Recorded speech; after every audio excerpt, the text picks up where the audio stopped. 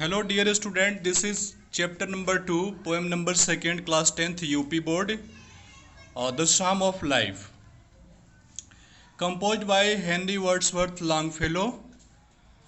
तो इस वीडियो में मैं आप लोगों को इस पोएम का पूरा एक्सप्लेनेशन दूंगा।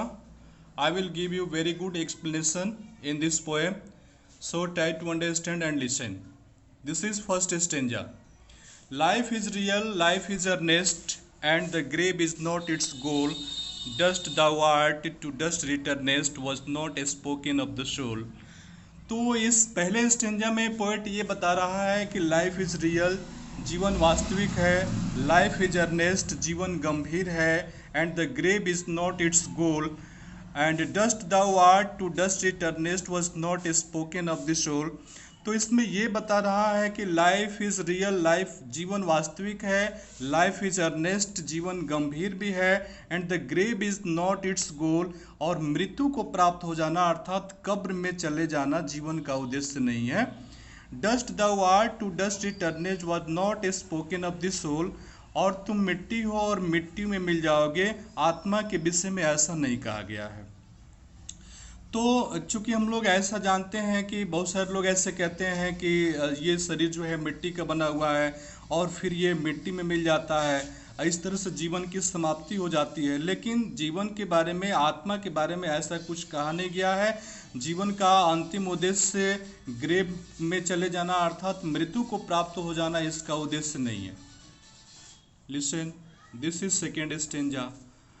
Not enjoyment and not sorrow is our distant end or way, but to act that is tomorrow to find us further than today.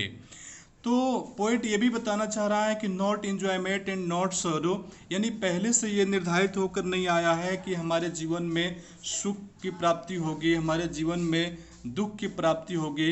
Is our distant and और वे, ये पहले से निर्धारित नहीं हुआ है। But to act that is tomorrow find us further than today, बल्कि हमें आज इस प्रकार से कार्य करना चाहिए कि हमारा आने वाला कल, आने वाला हमारा प्रत्येक कल प्रगति के पथ पर अग्रसरित हो। And listen, this is third stanza. In the world's broad field of battle, in the bivouac of life, be not like dumb driven cattle, be a hero in the strife. और पोएट इसमें ये बताना चाह रहा है कि in the world's broad field of battle, ये संसार, ये दुनिया एक बहुत बड़ा रण क्षेत्र है, युद्ध क्षेत्र है। इन द बेबियोक ऑफ लाइफ, और जीवन के शिविर में, और इस जीवन के विशाल युद्ध क्षेत्र में, बी नॉट लाइक डम्ब, हमें गूंगे की तरह से नहीं रहना चाहिए, ड्राइवन कैटल, और नियंत्रित पशु की तरह से नहीं रहना चाहिए, be a hero in this type, hero बनिए, वीर बनिए, और संघर्ष से जूझ पड़िए। Listen, and next stanza is let us then be up and doing. अब पोइट ये बताना चाह रहा है कि यदि आप जीवन के उद्देश्य को समझ गए हैं तो हमें उठकर अपने कार्यों में लग जाना चाहिए। With a heart for any fat, पूरे दिल से हम लोगों को अपने कार्यों में लग जाना चाहिए ताकि जीवन में आने वाले जो भी मुसीबतें हों उसका आप सामना कर सकें। Still achieving, still pursuing, learn to labour and to wait, और आप जितना ही अधिक प्राप्त करना चाहते हैं उतना ही अधिक हमें मेहनत भी करना चाहिए, और मेहनत करते हुए परिणाम की प्रतीक्षा करना भी हमें सीखना है कि परिणाम का प्रतीक्षा हमें धैर्यपूर्वक करना चाहिए। So this is the explanation of our poem number 2nd.